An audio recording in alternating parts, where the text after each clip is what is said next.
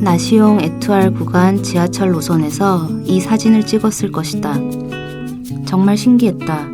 다들 등을 돌리고 있었는데 이 여자만 그러지 않았다. 얼굴을 나를 향해 돌리고 있었다. 나는 그녀를 바라보았다. 그녀만이 사진 전체에서 유일하게 밝은 부분이다. 해가 건물 뒤에 숨어 있었을 것이다. 지하철 지상 노선을 타고 가다 보면 건물들 사이에 간격이 보인다. 그 사이에서 햇빛이 더 확실하게 비친다. 그러면서 어떤 멜로디가 만들어진다. 바로 그 순간이었다. 내가 사진으로 찍고 싶었던 것은 햇빛이 갑자기 여자의 얼굴을 밝게 비춘 바로 그 순간. 프랑스 사진작가 윌리 로니스의 사진 에세이 그날들 중 일부를 읽어드렸습니다. 아름다움은 길 위에 있다며 스스로 일상의 사진가라 자처했던 그의 사진은 느닷없이 찾아온 우연의 순간을 놓치지 않고 담아냅니다. 그녀의 얼굴에만 머물던 빛, 물 웅덩이를 뛰어넘는 순간 웅덩이에 비친 오벨리스크, 자신의 키만한 바게트 빵을 들고 신나게 뛰어가는 소년의 웃음, 안개 낀 지붕들 사이로 서로를 응시하는 젊은 연인. 어린 시절부터 친구였지만 딱 한 번 손을 맞잡고 춤을 춘 그날. 윌리 로니스는 이를 놓치지 않고 사진으로 담아냈습니다. 그는 이 같은 우연들을 삶이 슬그머니 아는 척을 해오는 순간에 누릴 수 있는 의외의 기쁨이라 불렀습니다. 하지만 이는 그저 운이 좋아서 얻게 된 결과는 아닐 겁니다.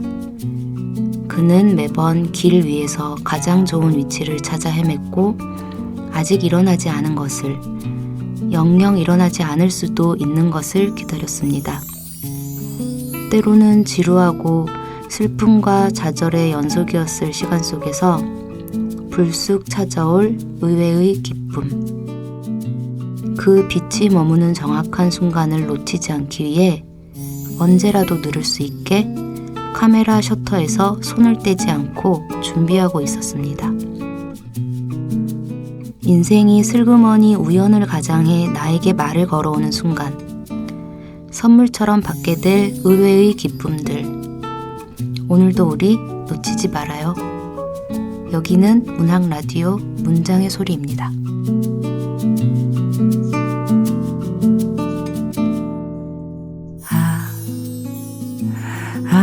아름답다.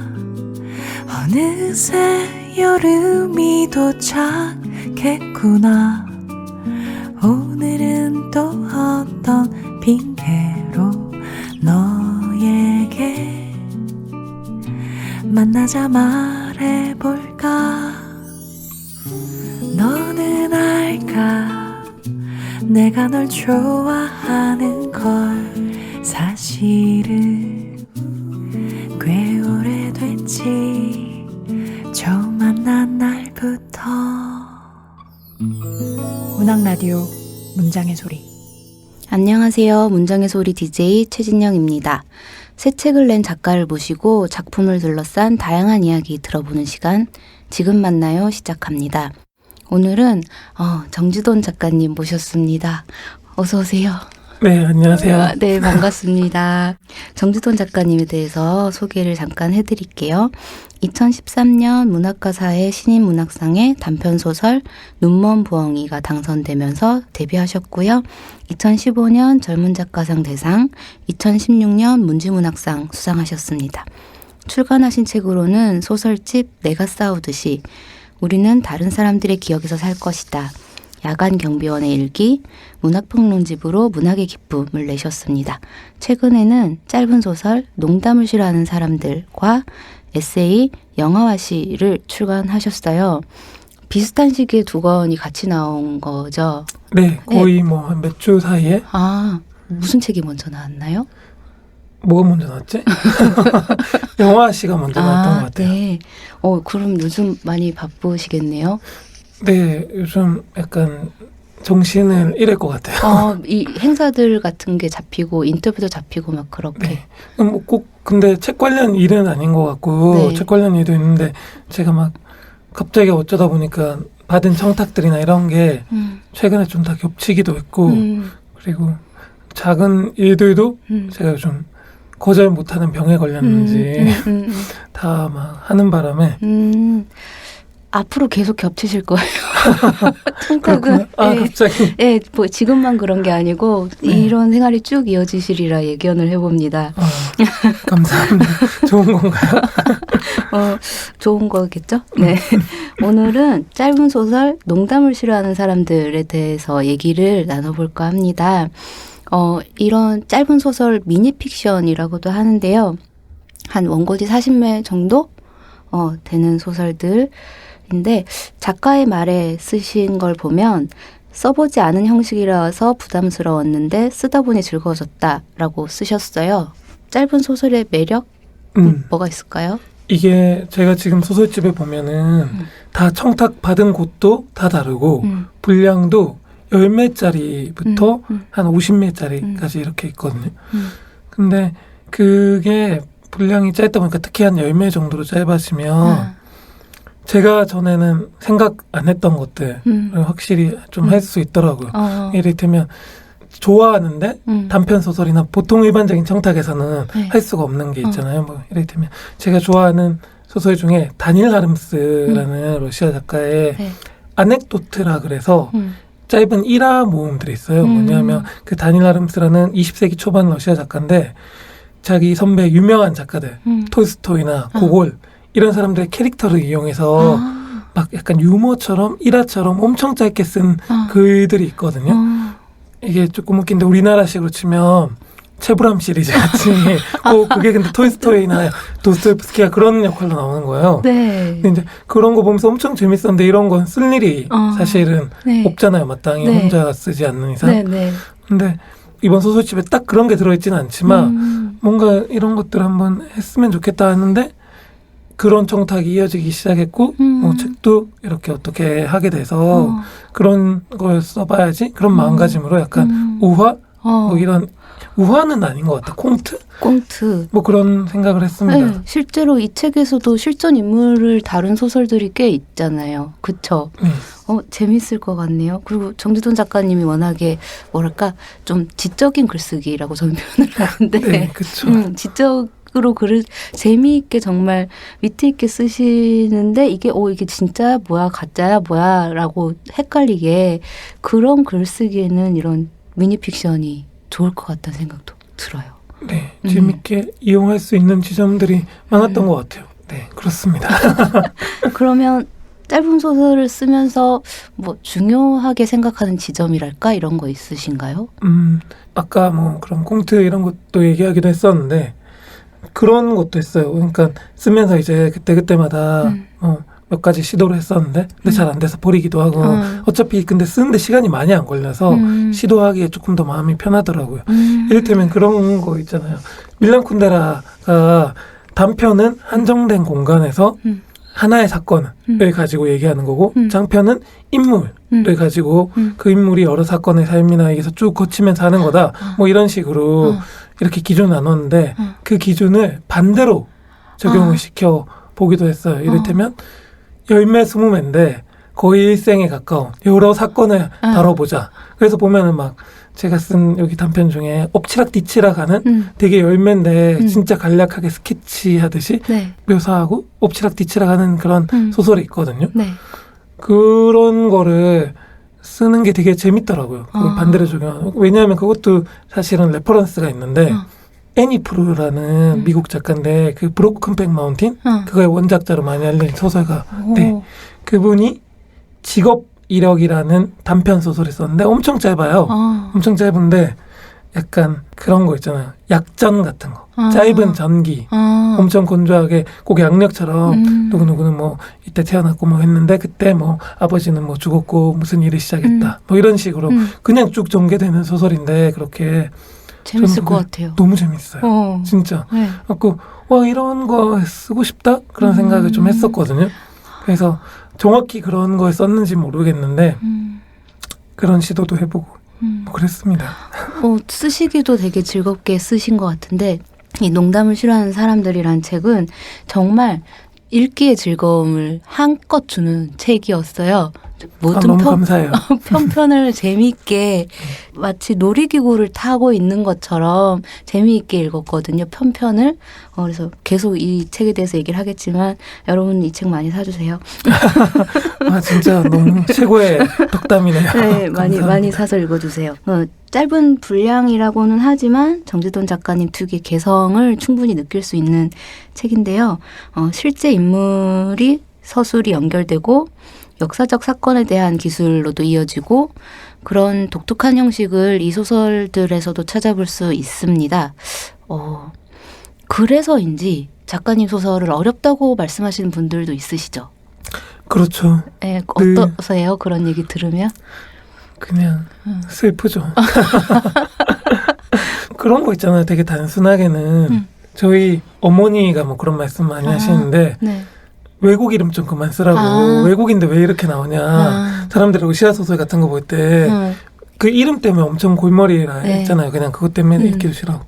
근데 이게 참 그런 게 저는 그런 이름들 나오는 게 재밌거든요. 재밌어요. 네, 그런 약간 외국 지명, 외국 이름, 특히나 그런 것들 중에 이렇게 말맛이 좀 있고 막 이러면은 재밌어요. 되게 그런 처음 들어보는 지명이나 단어나 이름 구성 같은 걸 보는 것도 맞아. 흥미롭고.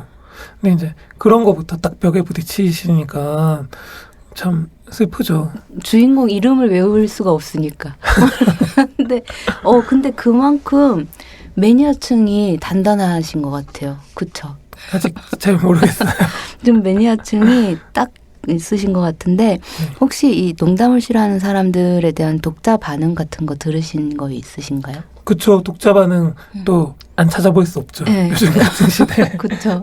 네, 근데 뭐 저는 그런 거 있는 것 같은데 누가 이거 농담으로 제 또 주변 사람이 그런 얘기했는데 정지돈 소설은 알라딘 그 대형 서점 온라인 서점에 달리는 댓글까지 작품으로 포함시켜야 된다고 배점평까지 맞는 것 같아요. 되게 이상하고 웃긴 배점평들도 막 달리고 막 이러거든요.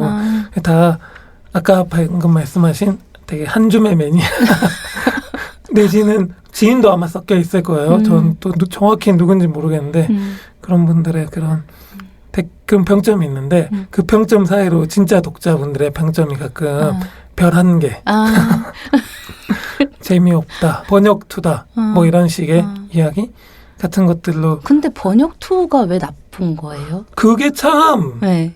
약간 그런 얘기하면 너무 길어지는데 네. 진짜 옛날 이 어떤 사람들 이거 사실은 어떤 종류의 작가나 문학평론가나 아니면 어떤 담론 때문에 나쁘게 퍼져서 번역투면 나쁜 거. 그쵸. 지금 저는 그게 그래도 이해가 안 됐어요. 그런 게 계속 퍼져갖고 그런 걸 되게 쉽게 말하는데 저는 진짜 번역투가 전혀 안 나쁘다고 생각하고 이를테면 한국어 고유의 뭔가를 지켜야 된다.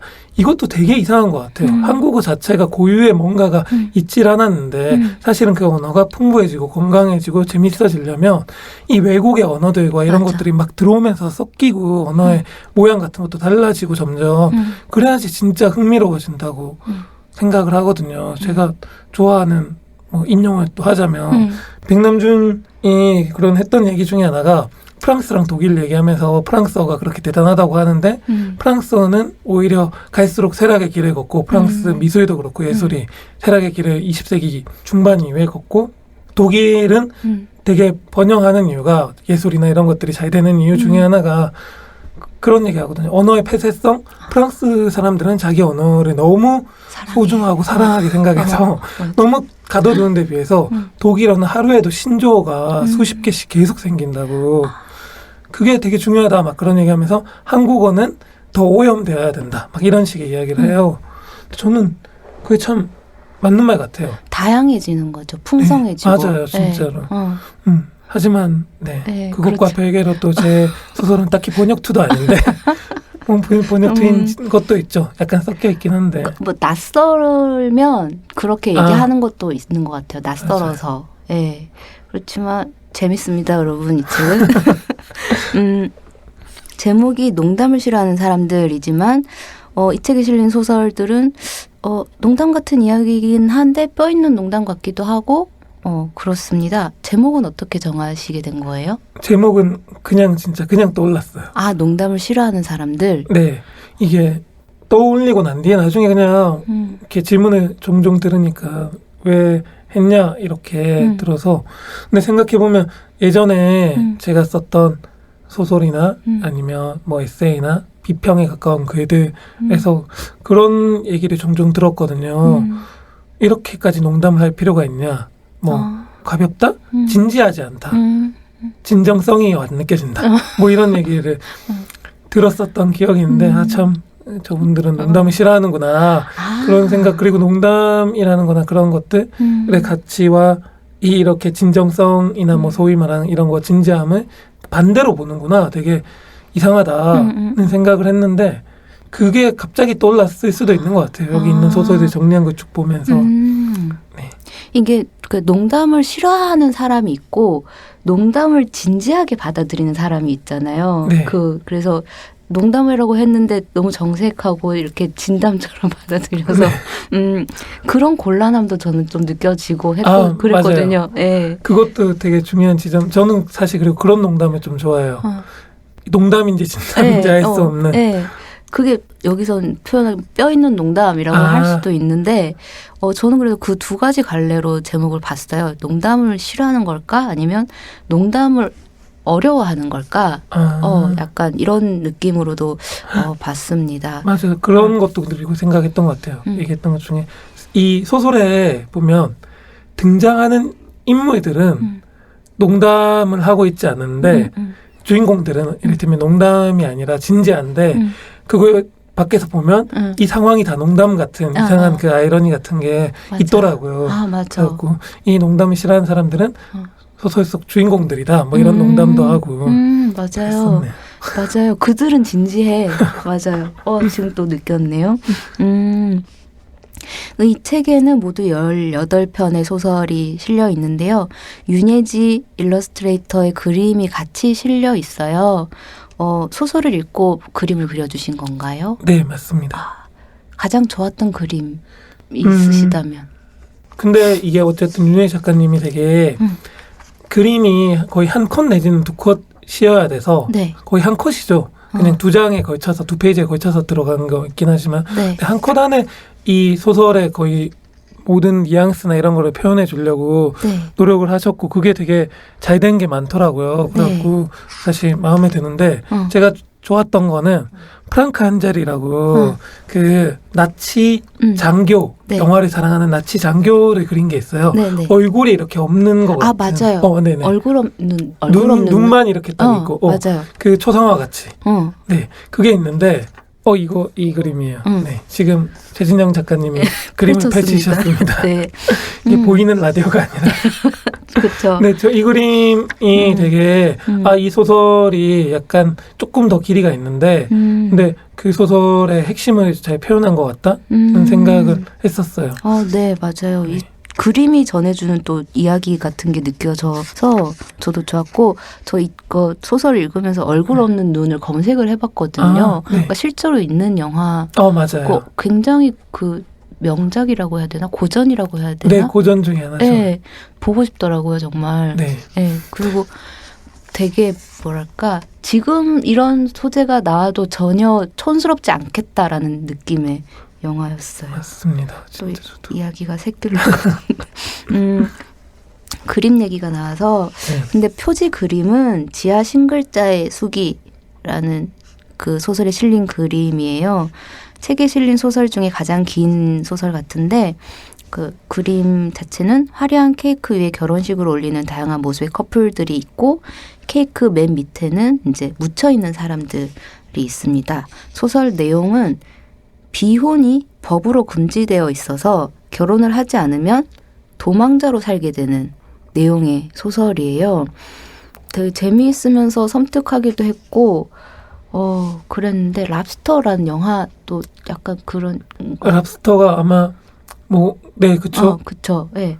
이 소설은 어떻게 쓰시게 된 거예요? 지하 싱글자의 수기. 이거는 청탁을 받아서 쓰게 됐습니다. 그 주제를 던져주나요? 네, 주제를 주셨어요. 그것도 어디서 왔냐면 패션지에서 네. GQ라고 패션지에서 싱글의 주제로 뭐 여러 가지 기사를 꾸미는데 작가님이 에세이가 아니라 소설을 써줬으면 좋겠다 그렇게 말씀하시는 거예요. 그래갖고 보통 저는 소설은 주제 바꿔 거의 쓰는 일이 없으니까 또 그렇게 어려우니까 근데 그냥 원고료도 뭐 괜찮고 한번 써볼까? 약간 SF적인 설정을 살짝 가미해서 그냥 써보면 어떨까 하는 생각이 들어서 네 써봤어요. 훨씬 자유롭게 쓰게 되지 않나요? 그렇게 이제 어떤 패션지나 그런 잡지에 시를 그리면 맞아요. 전 좀 더 즐거운 글쓰기가 되더라고요. 맞아요. 이게 사람이 진짜 그런 게 모든 작가는 사람들 다 그렇겠지만 이 지면과 형식이 그쵸. 어떤 지면이냐 어떤 형식 어떤 분량이냐에 따라서 제가 달라지는 것 같아요. 맞아요. 제 자신이 변화되는 것 같고 그걸 보려면 어떤 좀 여러 가지 새로운 지면들에 예전에는 그런 생각을 안 했었거든요. 소설은 그냥 혼자 내가 어떤 걸작을 그냥 방 안에서 계속 쓴다. 그리고 그것을 그냥 세상에 던진다. 이런 식의 개념이 사실은 습작할 때 등단할 때만 해도 있었는데 지금은 그렇진 않은 것 같아요. 그거 되게 너무 이상한 것 같고. 네. 맞아. 네, 저도 그런 걸 많이 느꼈어요. 그러니까 이 지면이 훨씬 더 다양해지면 좋겠다. 그럼 훨씬 더 다양한 글이 나올 수도 있겠다라는 생각을 요즘 들어서 많이 하고 있습니다. 이 지하 싱글자의 수기라는 소설의 주인공 장다름이란 인물이 이런 질문을 합니다. 관계 맺기는 정말 인간의 본성일까? 그리고 인간의 감정이 과거와 다른 방식으로 작동한다고 해서 꼭 비인간적인 건 아니야. 신체적 관계, 물리적 유대의 필요성을 느끼지 않는 인간이 늘어나고 있다면? 이게 새로운 시대의 종특이라면? 이런 문장이 나오는데요. 코로나19 시대를 살면서 사람들과의 유대를 새삼 좀 생각해 보게 돼요. 우리가 직접 대면해서 이야기를 한다는 것 자체에 대해서 어떻게 생각하세요? 제가 최근에 그런 복토크 같은 게 막 네. 취소가 되거나 아니면은 비대면으로 돼서 뭐 유튜브 라이브나 인스타 라이브 뭐 그런 식으로 바뀌었잖아요. 그래서 저도 유튜브 라이브라는 걸 처음 했어요. 출판사에. 근데 처음에는 엄청 겁냈거든요. 네. 아니 난 유튜브 방송 보지도 않고 잘 모르고 내가 이걸 할 수 있을까 그랬는데 이게 이제 금정현 작가님하고 제가 같이 이렇게 유튜브 라이브를 했는데 너무 좋은 거예요.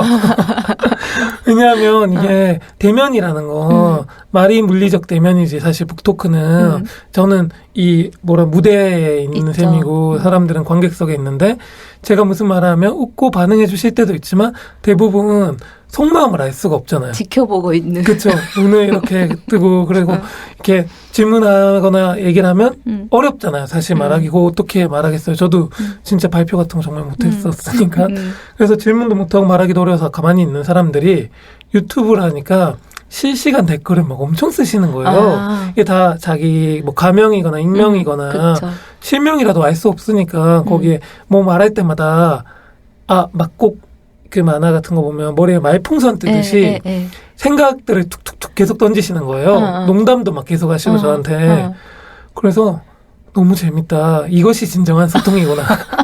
그렇죠. 현장에서라면 하지 않을 말들. 네. 근데 저는 이것도 소위 말하는 유튜브에서 그런 메시지나 이런 걸로 하는 것도 물리적이라고 생각을 하거든요. 저는. 그러니까 실제 육체가 앞에 있는 신체가 앞에 있는 물리적 소통 의 장점이 있는 반면에 이런 것도 되게 좋구나.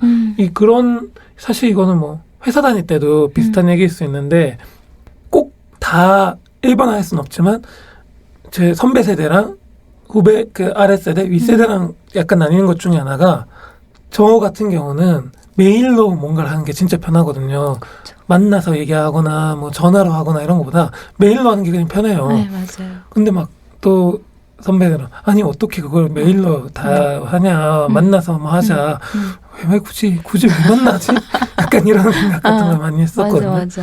근데 그렇긴 하지만 코로나가 돼서 갑갑하긴 합니다. 갑자기 너무 이렇게 얘기를 하니까 코로나로 못 만나게 된 거 좋다라고 말하는 것 같아서 그건 아니고 근데 새로운 장점 새로운 물리성 같은 걸 발견하게 되는 계기는 되는 것 같아요. 대면하지 않음으로 인해서 더 잘 전달할 수 있는 뭔가는 있는 것 같아요. 네. 맞아요. 그런 거는 저도 충분히 느꼈기 때문에. 그리고 이번 소설집에는 또 여전히 역사적인 실존 인물들이 등장해서 저도 읽다가 검색을 많이 해봤거든요. 근데 바다의 왕은 장페르베라는 소설이 있어요. 여기에 등장하는 영화감독 장팽르베.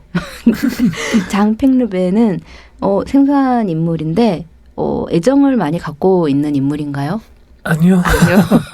저도 이분을 이 소설 쓸 때쯤 알았다고 하면 좋을 것 같아요. 그러니까 사실 제가 좋아하는 것 중에 하나가 많은 분들이 그런 거를 안 좋아하시나? 어려워하시는 것 같긴 한데 저는 책 보면서 모르는 아까 말했듯이 모르는 이름, 지명이 나오면 검색하는 걸 진짜 좋아하거든요. 그리고 그렇게 흥미롭게 검색할 거리를 던져주는 책들이 진짜 좋아요. 근데 이제 그런 거 있잖아요. 막 이 소위 말하는 아방가르드 영화의 역사를 다룬 이런 약간은 뭔가 교과서나 학술서 같은 책들이 있잖아요. 뭐 그런 아방가르드 역사를 다루거나 다큐 영화 역사를 다룬데 보면 장팽르베가 과학 영화라 그래서 일종의 그런 종류의 장르의 영화에 20세기 초반에 늘 거론이 되긴 하거든요. 짧게 한 페이지 정도? 짧게? 한 살짝 거론되는 사람인데 그거를 이렇게 발견하고 이거 뭐지? 과학 영화가 뭘까? 이 사람은 어떤 사람일까? 하고 검색을 했는데 재밌더라고요. 사실은 뭐 역사에 남아있는 사람이고 나름 되게 의미 있는 작업을 한 거지만 엄밀하게 말해서 과학적인 가치가 지금도 존재하느냐 이 사람의 뭐 촬영이나 영화에 그렇다고 보긴 힘들거든요. 사실은. 근데 그 과학적이지도 않고 그렇다고 해도 완전히 예술 영화나 그것도 아닌 그 사이에서 이상한 어떤 탐닉의 지점 같은 것들이 있는데 이런 걸 발견하게 되니까 또 너무 재밌더라고요. 소설로 쓰기 좋죠. 네. 소설로 쓰기 좋죠. 소설로 쓰기 좋은 인물이나 뭐 그런 게 아무것도 잘 안 되는. 그쵸. 좀 이상하네요. 저도 이 소설 되게 재밌게 읽었습니다. 그리고 또 이제 책의 처음과 끝에 나오는 인물이 영화평론가죠. 두 소설 다. 그쵸. 네, 그렇죠. 영화평론가로 시작해서 영화평론가로 끝나는 느낌? 인데요. 작가님께서도 독자들의 반응에 어떤 평론에 뭐 의아하거나 혹은 왜 이렇게 뭐 혹은 당황스럽거나 이러신 경험이 있으신가요? 저 수도 없이 많죠. 많아요? 최근에 안 그래도 제가 뭐 이런 강연 같은 거 준비하면서 그런 예전 소설에 대한 평?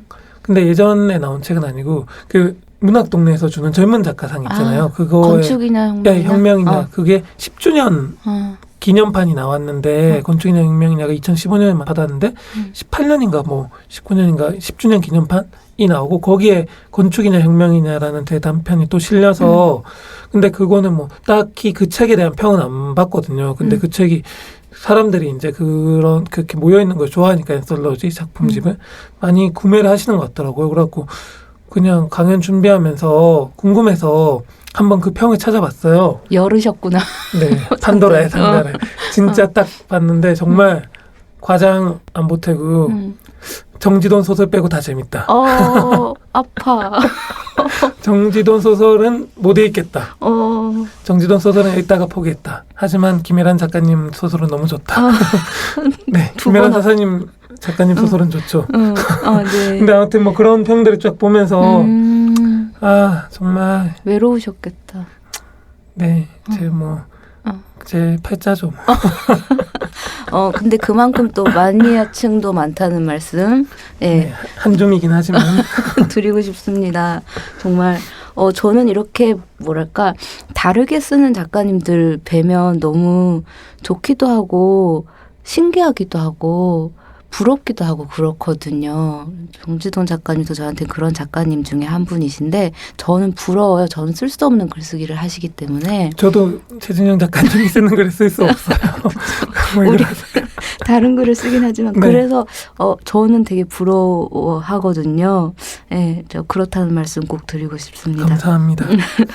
그 작가님 이 책에 작가의 말에 이제 쓰시기를 짧은 소설을 쓰면서 자주 떠올린 작가는 아까 얘기하신 다닐 하름스와 세르게이 도블라토프다. 이 책으로 만족할 수 없다면 위의 작가들을 찾아 읽어도 좋겠다고 적으셨어요. 다닐 하름스는 아까 말씀해 주셨고 네. 네. 어떤 작가들인지 뭐 소개해 주신다면. 세르게이 도블라토프는 별명이 뭐였더라? 페레스트로이카의 체홉이었나?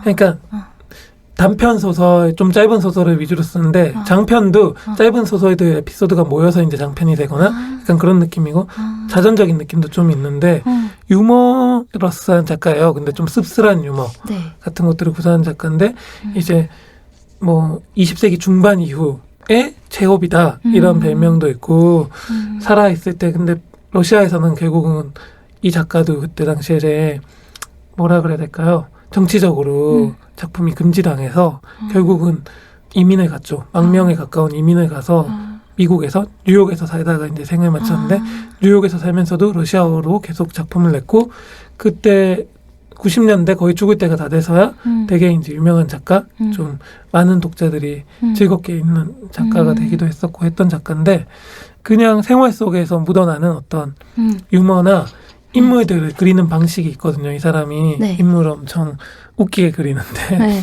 웃긴 지점들을 잘 포착을 해서 그런 걸 보고 있으면 되게 좋아요. 그냥 아주 단순하게는 굉장히 편안하고 글을 읽을 때 느낌이 근데 이 편안함이 뭐라 그래야 될까요? 제가 이전까지 문학에서 봤거나 뭐 아니면 공부할 때 했던 것처럼 문학적인 어떤 글쓰기라거나 밀도가 있고 뛰어난 문장으로 구성되어 있지 않음에도 엄청나게 경제적이고 뭐 그런 것들이 전혀 다른 지점에서 성취하는 그런 글쓰기를 근데 꾸준히 늘 했었던 작가라서 근데 한국에서는 사실은 제가 생각했을 때 뭐 문학 장이 좁아서건 아니면은 뭐 어떤 성향이 조금 치우쳐 있어서건 쉽게 보일 수 없는 그러게요. 네, 느낌이라서 되게 좋아하면서 써보고 싶었지만 잘 시도해볼 수 없었던 그런 것들이었는데 많이 떠올리면서 조금 쓰긴 했던 것 같아요. 네, 작가님께서 두 작가님을 소개해 주신 것 같아요. 다닐 하름스와 세르게이 도블라토프라는 저도 한번 찾아 읽어보겠습니다. 그 작가의 말에 또 쓰시기를 서평집 발간 계획을 밝히시면서 차기작은 아이스크림과 세계문학이 될 거라고 하셨고 아이스크림을 먹으면서 읽은 문학 작품들에 대한 이야기가 될 것이고 건당 500페이지 총 3권이 나올 예정이다. 이건 그냥 농담이신 건가요? 아니면 진짜 계획이 있으신 건가요? 이거는 네. 책이 네. 나온다면 네. 진담이죠. 하지만 책이 나오지 않으면 농담이죠. 아직 알 수 없는 약간 이거 그 뭐지? 슈레딩거의 고양이. 그렇죠. 정확하네요. 나오면 진담이 될 것이고 네. 그렇습니다. 작가의 말도 정말 저는 재밌게 봤어요. 소설을 보면 외국 배경도 많고 주인공들도 여행을 많이 떠나는데 정작 이렇게 책날개에 있는 작가님 프로필을 보면 먹는 것과 여행하는 것을 좋아하지 않지만 잘 먹고 잘 돌아다닌다라고 쓰셨어요. 여행과 돌아다님은 어떤 차이가 있을까요? 제가 여행을 좋아하지 않는다고 말하는 건 사실이고 지금도 안 좋아하는데 준비하는 과정이 너무 싫어요. 저는 여행을 가더라도 예매를 막 몇 달, 6개월 전에 하고 이런 일은 한 번도 없었고 거의 아무리 일찍 예매해도 한 2주? 해외를 가건 막 그런 식이거든요. 그 금여행 가는 거를 어쨌든 좋아하고 막 준비하는 과정과 가는 과정이 그런 걸 되게 사람들은 좋아하는데 저는 왜 그런지 모르겠는데 그게 너무 힘들더라고요. 그러니까 제가 공항, 버스터미널 이런 곳을 진짜 힘들어해요. 사람들은 거기서 되게 많이 낭만을 많이 느끼잖아요. 많은 분들이 그런 것 같은데 저는 그게 너무 그 과정이 너무 힘들고 그렇게 오가는 근데 이제 막상 가면은 좋고. 네 엄청 좋고 잘 돌아다니고 보는 것도 보고 왔다 갔다 하고 그런 거 걷는 거 좋아하니까 하는데 근데 이 여행을 위해서 뭐 마음의 준비를 하고 뭐 계획을 세우고 이런 과정이 너무 저한테는 피곤한 스트레스. 네 근데 이게 아시다시피 네. 금여행은 그만큼 돈이 들죠. 결국 이게 돈 문제더라고요. 그렇죠. 참 그래서 네, 맞아. 돈을 벌어야 되는구나. 돈이면 다 해결되죠. 그건 사실. 그렇죠. 하지만 정말 돈을 해결하기가 제일 힘드네요. 근데 저도 되게 격하게 공감을 해요. 그래서 저 뭐 네. 싼 티켓 이런 거 신경 안 쓰고 그냥 하고 싶거든요. 진짜 맞아요. 네, 그럼 스트레스 안 받을 것 같고 그런데 네, 그렇습니다. 이 소설집 곳곳에도 영화에 대한 애정이 많이 묻어나지만 최근에 아까 얘기하신 영화시라는 에세이가 출간됐는데 어떤 책인지 그 책도 좀 소개를 해주신다면. 영화시는 그게 시리즈예요. 에세이 시리즈라서 끝말잇기 시리즈 뭐 이런 식으로 해서 첫 번째 그 시리즈의 첫 번째 책이 커피와 담배. 그 다음이 담배와 영화.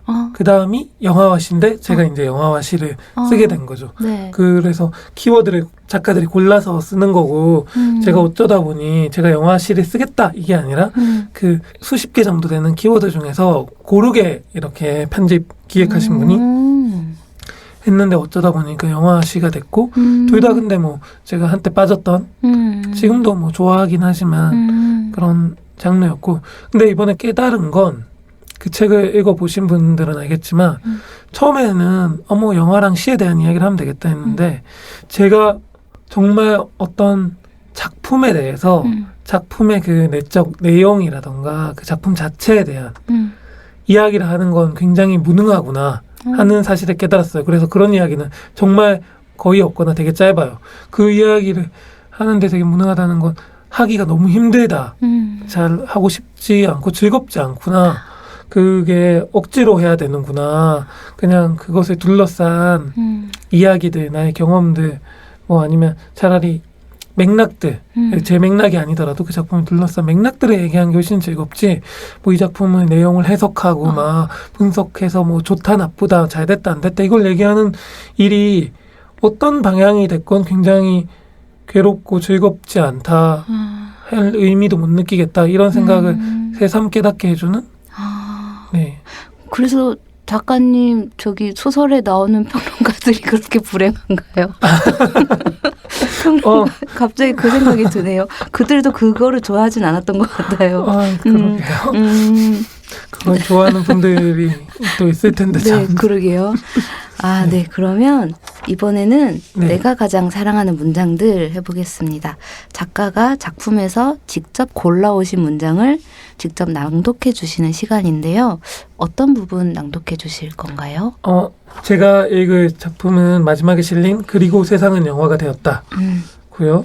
그리고 세상은 영화가 되었다의 거의 마지막 부분이 될 것 같아요. 네. 그러면 정지돈 작가님의 낭독 들어보겠습니다. 그는 재판 과정에서 열심히 부르짖었다. 포스트 인터넷 시대의 비평가는 과거와 다르다. 그들은 대중을 계도하는 계몽주의자도 아니고 아카데미의 상하탑에 안주하는 학자도 아니다. 국가기관과 거대 기업의 독재에 맞서 기성체제와 관습의 균열을 내야 한다. 요셉 보이스가 말했다. 모든 사람이 예술가다. 바꿔 말하면 모두가 비평가다. 개인이 곧 미디어다. 미디어는 기존의 미디어를 재매게 한다. 고로 미디어의 목적은 기존의 미디어를 사라지도록 하는 것이다. 다시 말해 영화가 곧 인생이다. 인생은 숨겨질 수 없다. 아무리 진실을 은폐하고 단속하고 감추어도 모든 것은 드러나게 되어 있다. 그러므로 나는 하나의 유토피아를 상상한다. 즐김 속에 만들어진 대화들이 상업적 차원과 무관하게 유통될 수 있는 유토피아. 비평가와 관객이 분리되지 않는 유토피아. 삶과 영화가 분리되지 않는 유토피아. 그는 변론 과정에서 눈물을 흘렸고 그를 비판했던 동료 영화평론가 역시 눈물을 흘렸으며 말 가면을 쓰고 청중석에 앉아있던 그의 팬들 역시 눈물을 흘렸다. 그러니까 그는 자신의 일을 좋아해서 시작했고 그 결과 자기 혐오에 빠졌으며 냉소주의자가 되었지만 결국 다시 자신의 일을 사랑하게 된 것이다. 어떻게 된 영문인지 정확히는 알 수 없지만 말이다. 케빈 파이기는 고소를 취하했다. 조지 클루니 미 대통령 역시 다시금 성명을 발표했다. 그가 스포일링한 것은 한 편의 영화가 아니라 우리의 인생이었습니다. 그의 용기에 박수를 보냅니다. 그는 더 이상 말가면을 쓰지 않기로 했다. 유튜브 방송 시작 멘트도 바꿨다. 지금도 늦지 않았다. 아직도 인생이 살만한 거라고 생각한다면 당장 접속을 끊고 밖으로 나가라. 나는 미래를 모른다.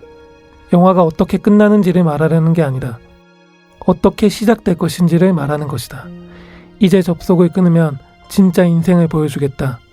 규칙이나 통제, 경계나 국경이 없는 세계.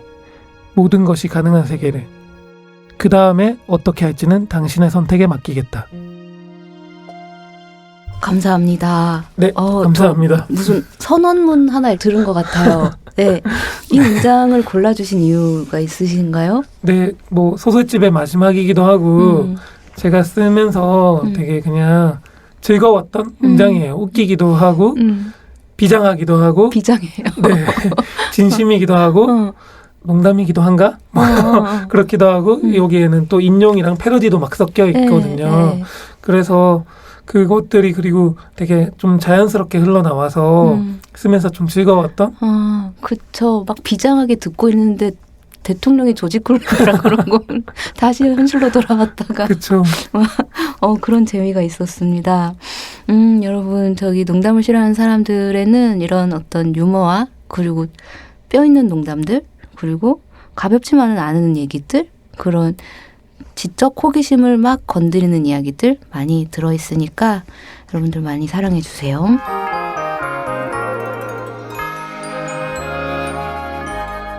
그러면 지금 만나요의 마지막 코너 마이 페이보릿 하겠습니다. 작가들이 최근 꽂힌 음악, 감동받은 영화, 새로 발견한 맛집 뭐 그런 것들에 대해서 나눠주시는 건데요. 작가님께서 요즘 푹 빠져있는 거 뭐 있을까요?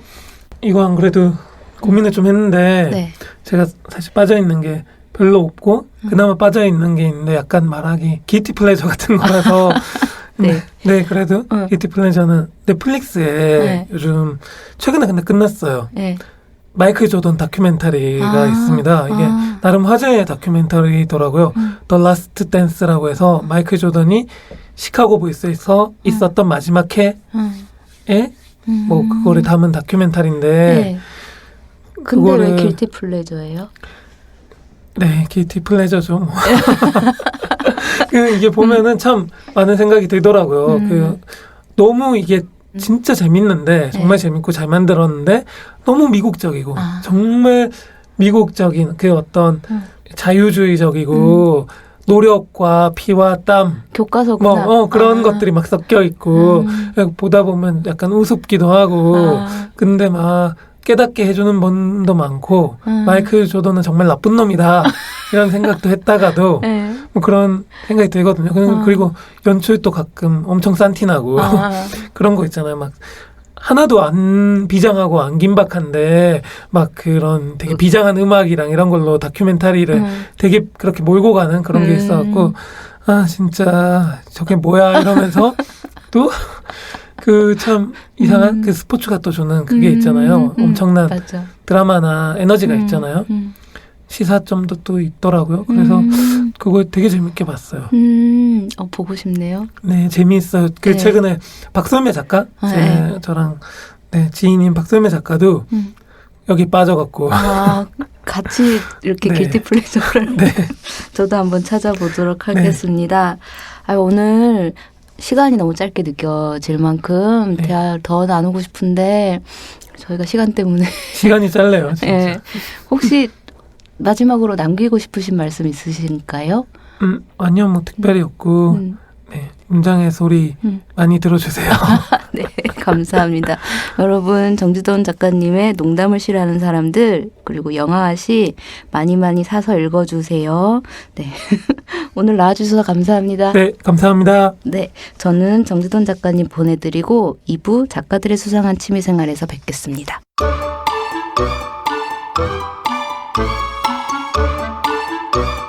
문장의 소리가 마련한 3분 광고 지금 읽어요 시간입니다. 누구든 자신이 원하는 책을 광고할 수 있습니다. 단 시간은 3분뿐. 오늘의 광고주는 김은지 시인입니다. 2016년 실천문학으로 데뷔하셨으며 시집 책방에서 빗소리를 들었다. 고구마와 고마워는 두 글자나 같네를 출간하셨습니다. 도서 팟캐스트 세상엔 좋은 책이 너무나 많다. 그래서 힘들다. 줄여서 새너힘의 진행자이시기도 한데요. 김은지 시인님 지금 전화로 연결해 보겠습니다. 안녕하세요. 안녕하세요. 네, 요즘 어떻게 지내시나요? 요새 집콕 생활을 하면서 네, 요리를 별로 좋아하지 않는데 네. 집밥을 많이 해 먹으면서 가스비가 많이 나오고 있습니다. 네, 그러면 가장 최근에는 무슨 음식을 해 드셨어요? 가장 최근에는 약간 떡볶이와 떡국 사이에 어떤 알 수 없는 네, 창의력을 네, 발휘하셨군요. 그러면 오늘 광고하실 책은 어떤 책인가요? 제가 광고하고자 하는 책은요. 네. 코니의 소중한 기억이라는 책인데 바로 제 책입니다. 네. 시집에 이어서 이거 스토리북을 내신 건가요? 네네. 네. 네, 감사합니다. 그러면 이제부터 3분을 드리겠습니다. 네. 정확히 3분 후에 마이크가 꺼집니다. 네. 3분 안에 하고 싶은 말씀 다 하실 수 있길 바랄게요. 네, 알겠습니다. 네, 그럼 광고 시작해 주세요. 시작. 안녕하세요. 제가 오늘 소개드릴 책은 코니의 소중한 기억이라는 책인데요. 저자는 바로 김은지 저입니다. 이 책은 코니라는 아주 귀여운 토끼 캐릭터가 평범한 직장인 생활을 하면서 살아가는 일상을 담은 책인데요. 코니는 하고 싶은 일이 아주 많고 열정이 가득한 캐릭터인데 안타깝게도 재능과 소질이 없어요. 그래서 뭔가를 늘 하고 싶어 하지만 그게 실망과 좌절로 이어지는 일이 많이 있습니다. 그렇지만 코니를 사랑하는 친구들의 응원과 또 남자친구인 브라운과 함께 같이 또 다시 힘을 내고 그래서 우정이 더 돈독해지고 또 재미있는 추억으로 남는 이야기들이 많이 담겨 있어요. 예를 들어서 제주도의 보름살기를 떠난 코니가 책을 내게 되는데 책은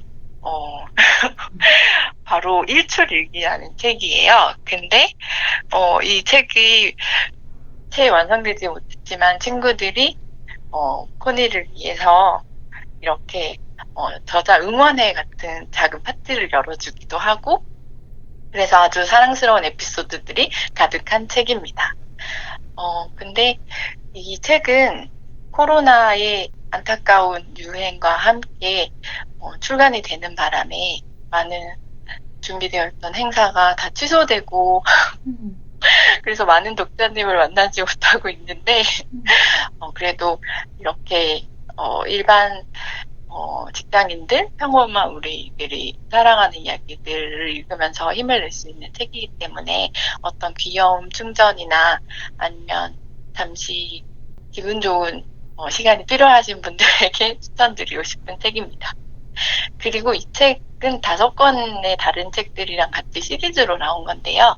브라운이 주인공인 이야기도 있고 셀리 그리고 초코 그리고 나머지 친구들이 다 같이 있는 브라운과 친구들이라는 책도 있어요. 그래서 나인 프렌즈를 사랑하시는 분들이나 이렇게 상큼한 그림책을 여보세요? 네, 다 듣고 있습니다. 네, 이게 끊기는 소리인 줄 알고. 네, 제가 긴장했나 봐요. 그렇지만 곧 끊어질 네. 것 같아요. 진짜요? 네. 네, 그래서 근데 이 책이 죄송합니다. 네, 3분이 다 되어버렸어요. 네, 우리에게 친숙한 캐릭터들의 이야기입니다. 특히 사랑스러운 토끼 코니를 좋아하시는 분들에겐 아주 좋은 선물이 되겠는데요. 김은지 시인이 참여한 스토리북 코니의 소중한 기억에 많은 관심 부탁드릴게요. 네. 3분 광고 지금 읽어요의 문은 누구에게나 열려 있습니다. 광고를 원하시는 작가분들 그리고 독자분들은 문장의 소리 대표 메일로 신청해 주세요. 메일 주소는 munjang@arko.or.kr입니다. 문장@arko.or.kr 지금 신청하세요.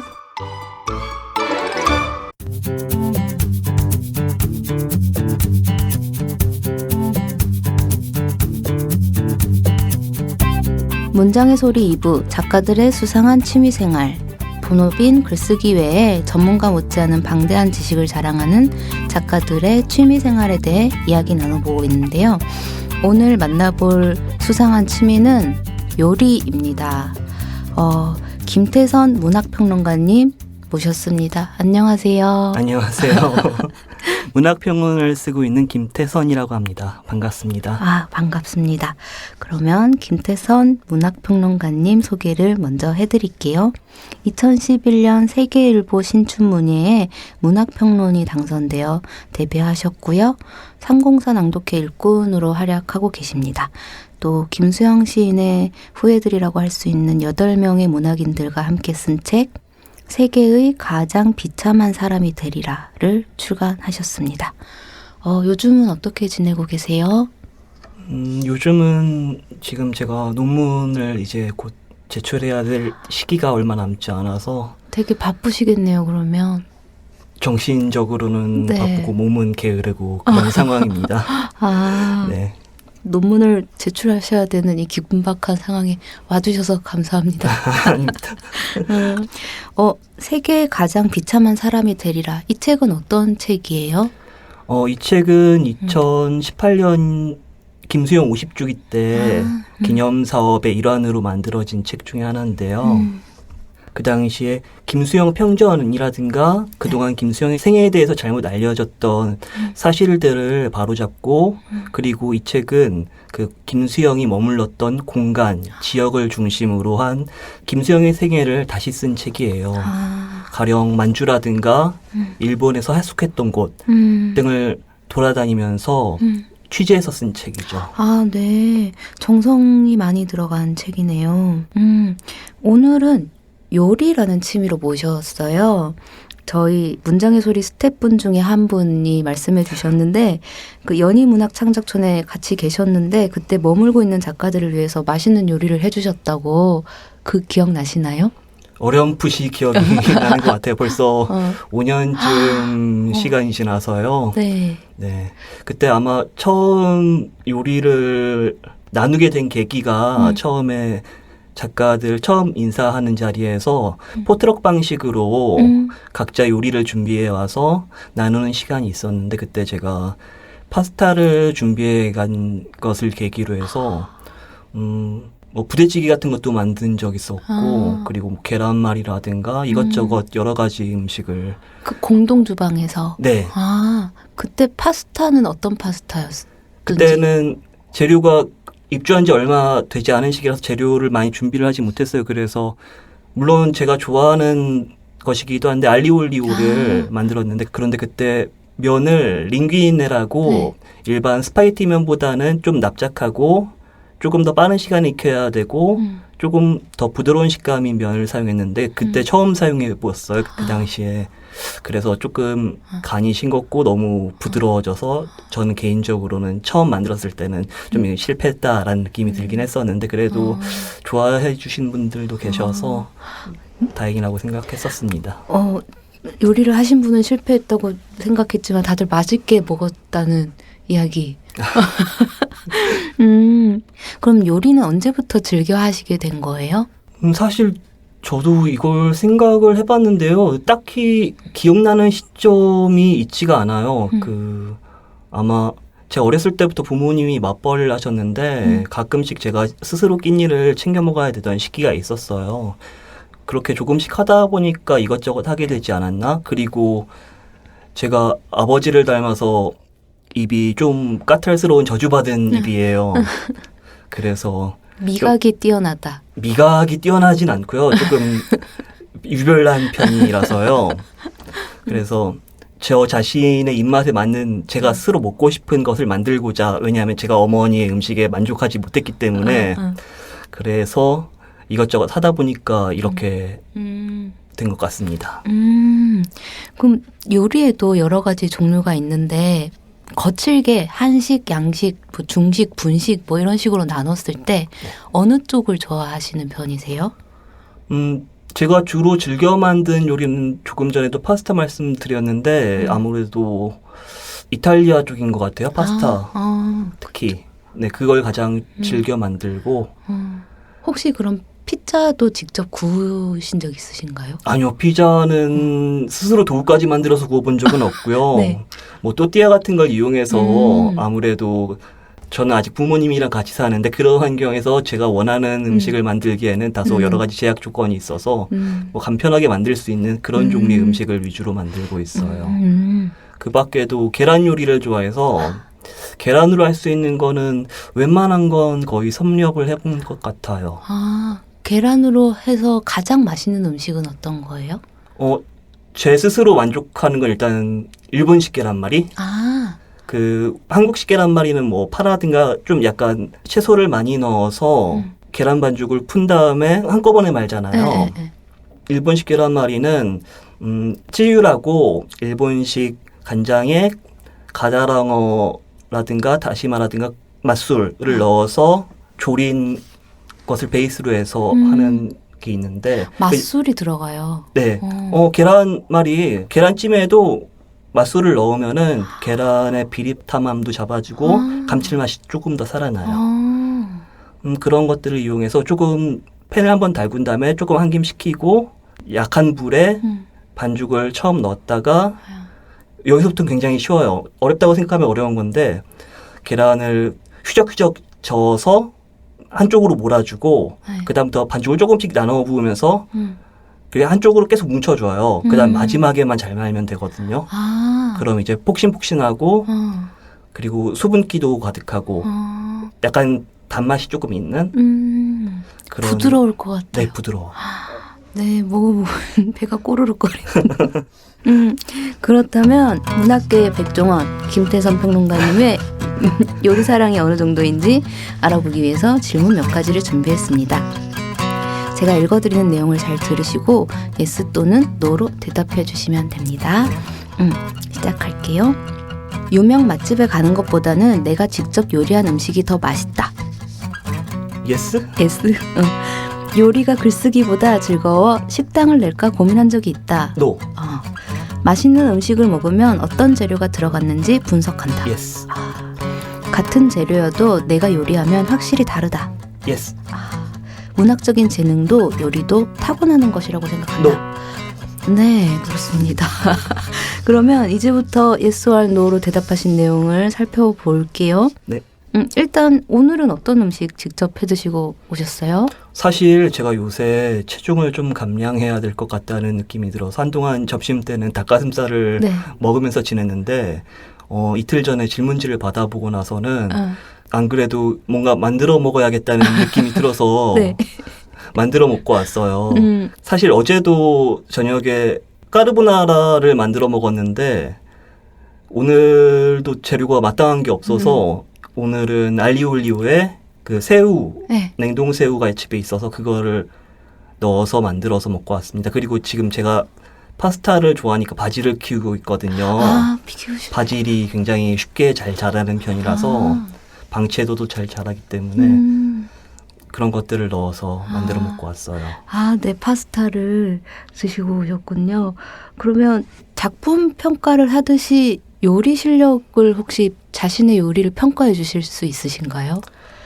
저는 아직 작품을 평가하듯이 하자면은 습작생 수준이라서 다른 분들은 어떻게 생각하실지 모르겠는데 저 스스로는 어디 뭐 기관에서 요리를 배웠다든지 한 게 아니라서 그리고 뭐 전문적으로 정통적인 레시피를 가지고 만드는 것들이 아니라서 조금 전에도 말씀드렸다시피 집에 있는 재료를 적극적으로 많이 활용하는 편이에요.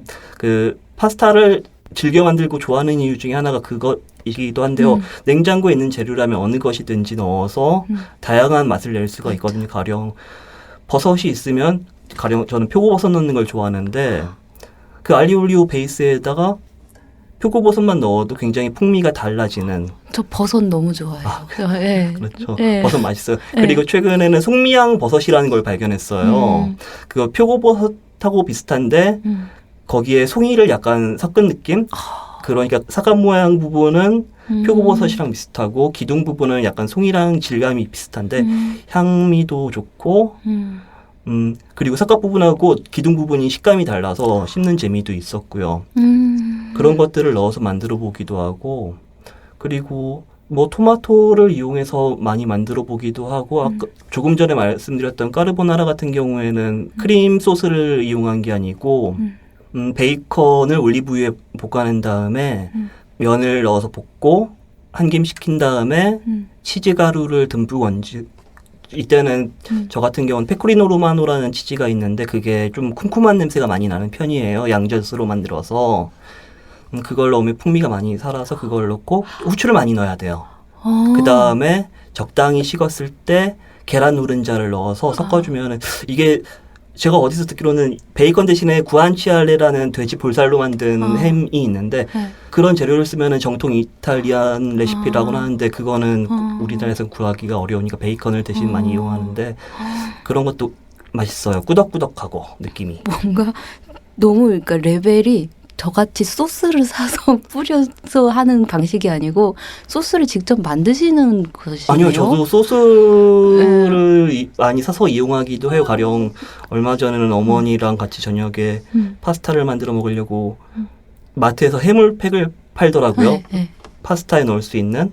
그거 간단하게 해동시켜서 조금 전에 말씀드린 그런 알리올리오 베이스에 해물을 넣고 면을 볶은 다음에 토마토 소스를 한 2큰술 정도 넣으면은 다른 풍미가 나요. 약간 지중해 음식을 먹는 듯한.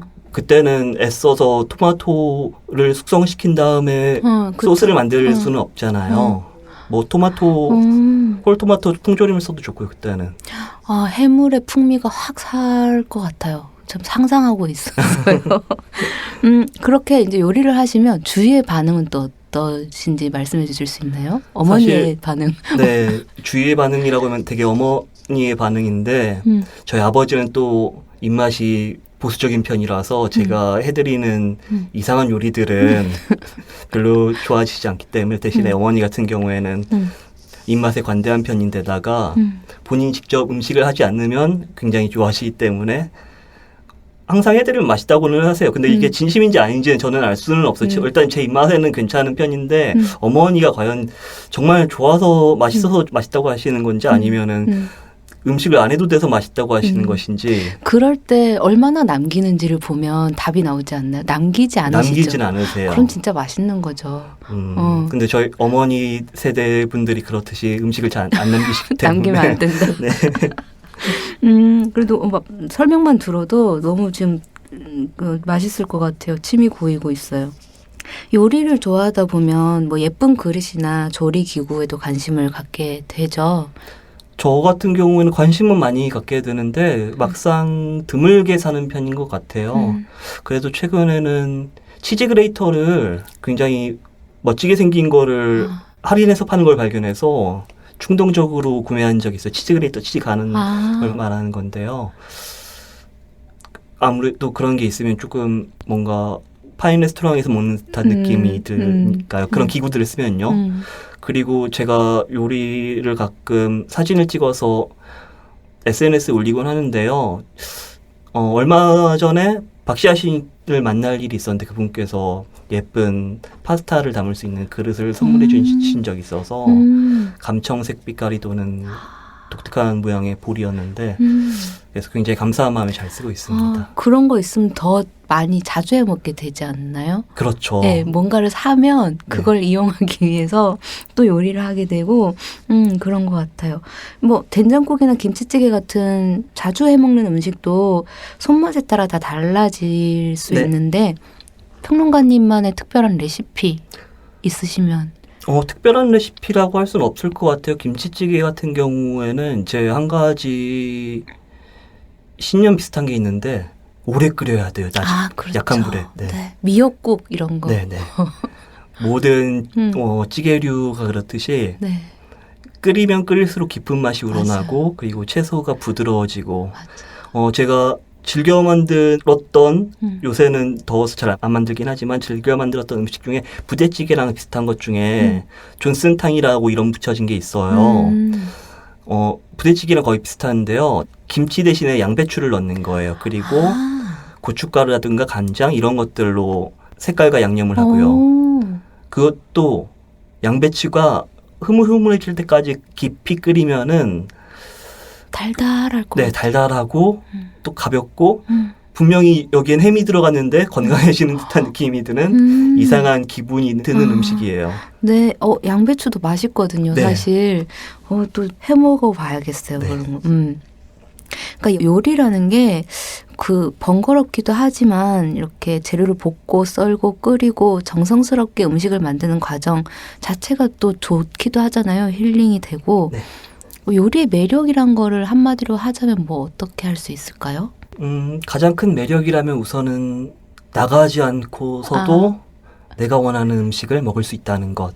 요새는 배달앱 문화가 발달해 있어서 스마트폰 터치 몇 번만으로도 음식들이 오긴 하지만 문제는 이런 아이들은 많은 시행착오를 겪어야 한다는 거예요. 리뷰가 적혀 있어서 물론 그것을 보고 판단을 할 수도 있겠지만 맞아. 그리고 어떤 재료로 만들었는지도 쉽게 가늠하기 힘들고 맞아. 하지만 직접 요리를 한다는 것은 내가 생각하고 상상력을 발휘해서 기존에 정형화된 레시피의 음식이라 하더라도 조금씩 바꿔볼 수 있고 뭔가 더하거나 빼볼 수도 있고 그런 재미가 있는 것 같아요. 창의성이 필요한. 창의성이 필요하다기보다는 창의성을 좀 키워주는 것 같아요. 키워주는. 네. 맞아요. 저도 요리를 많이 하진 않는데 뭐 마늘이 들어가느냐 후추가 들어가느냐 이런 사소한 변화만으로도 네. 어떤 맛이 올라오고 네. 막 이런 게 신기하더라고요. 그렇죠. 귀찮아서 안 하게 되는데. 가장 큰 문제는 그거예요. 귀찮다는 거예요. 일단 네. 가장 큰 거는 요리를 하는 와중에도 끊임없이 정리를 해야 되고 맞아. 설거지를 해놓아야 다음 음식을 쉽게 만들 수 있고 또 위생적인 상태를 유지할 수 있기 때문에 맞아. A부터 Z까지 혼자 다 하려니까 너무 피곤하더라고요. 이번에는 요리에 대해 다룬 문학작품 중에서 작가님께서 좋아하는 책을 소개해 주시는 코너입니다. 작가님께서 고른 작품에 대해 말씀해 주신다면. 제가 최근에 읽었던 책 중에 하나인데요. 박연준 시인의 모월모일이라는 산문집에서 가져왔어요. 네. 김밥 예찬이라는 글이 있더라고요. 이 글을 준비해봤습니다. 네, 그러면 김태선 평론가님의 낭독 들어보겠습니다. 누워있는 김 한 장. 대체로 김은 누워있지만 김 한 장을 상상해보자. 캄캄한 밤처럼 누워있는 김 한 장. 그 위에 참기름과 소금으로 간을 해 고소해진 밥 한 주걱을 펼쳐놓는다. 고루 펼쳐지도록 손끝으로 살살 달래가며 밥을 펼치면 눈 쌓인 밤처럼 보인다. 그 위에 길게 기찻길을 내듯 재료를 올린다. 채 썰어 볶은 당근, 계란 부침, 단무지, 맛살, 시금치, 우엉 등을 올린다. 김밥은 정해진 레시피가 없다. 집에 있는 재료 중 원하는 것을 넣으면 된다. 명태젓갈이나 멸치볶음, 씹는 맛이 좋은 견과류를 으깨 넣어도 좋다. 자, 이제 당신 앞에는 펼쳐진 채 완성되길 기다리는 김밥의 전신이 있다. 저희들끼리 돌돌 말려 뭉쳐지기를, 완벽한 밤 한 장에 쌓이기를 기다리는 재료들. 김밥 많은 발을 조금씩 굴려 손으로 꾹꾹 눌러 말면 작은 방망이 모양의 김밥이 탄생한다. 다 된 김밥을 쟁반 위에 놓고 또 다른 김 한 장을 펼친다. 재료가 떨어질 때까지 전 과정을 반복. 번거롭다 생각하면 번거롭고 간단하다 생각하면 간단하다. 감사합니다. 막 상상하면서 들었어요. 우엉 너무 좋아. 우엉 맛있죠? 네, 이 문장을 읽어주신 이유 있으실까요? 우선 요리를 만드는 과정이 정말 섬세한 표현으로 하나하나 차근차근 잘 표현되어 있다는 점이 인상적이고요. 다른 무엇보다도 김밥이라는 음식의 특성을 잘 살렸다는 점일 거예요. 전체적으로도 하나의 완벽한 조합을 이루면서도 또한 재료들이 하나하나 자신의 목소리를 잃지 않는다는 것, 그런 것들이 잘 표현되어 있어서 한편으로는 인간관계도 이러면 어떨까 하는 기대를 갖게 하는 그런 문장이었던 것 같아요. 네. 혹시 김밥도 직접 말아서 드세요? 김밥도 가끔은 만들어서 먹긴 하죠. 아, 근데 자주 만들어 먹지는 못하는 편이에요. 여기 이분도 쓰셨듯이 김밥이라는 음식이 먹을 때는 굉장히 간편한데 손이 준비하는 과정이 굉장히 번거롭죠. 맞아요. 아, 김밥 먹고 싶다. 그러면 또 다른 이제 문장 읽어주실 수 아. 있나요? 이번에는 제가 썼던 글에서 준비했는데요. 네. 곧 발간될 예정인 안주철 시인의 두 번째 시집에 수록될 음. 해설의 일부예요. 그래서 조금은 딱딱하게 느껴지실 수도 있을 것 같아요. 제가 준비한 글은 꽃의 탐구라는 제목인데요.